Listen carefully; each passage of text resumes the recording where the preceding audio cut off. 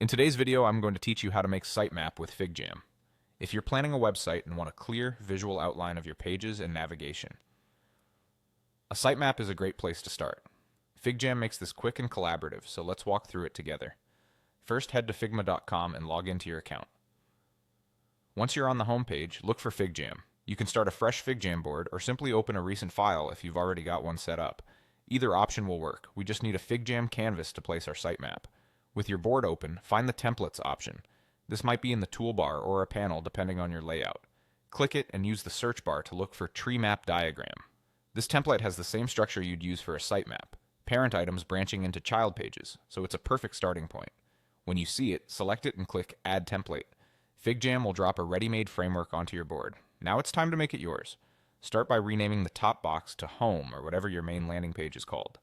Double-click any text to edit and replace the placeholders with your real page names. For top-level navigation like About, Services, Blog, or Contact, use the next row of boxes. Drag items around to match the order you want in your site's menu.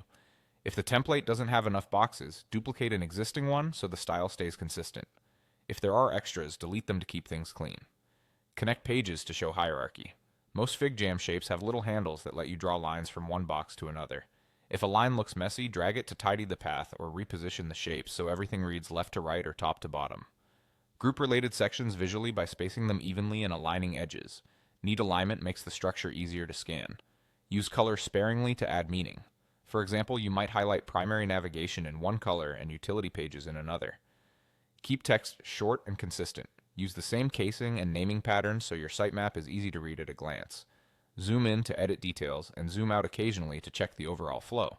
As you edit, your work saves automatically, so there's nothing extra you need to do. That's it. By starting from the tree map diagram template and customizing it, you've built a clear sitemap in FigJam that your team can review and refine together.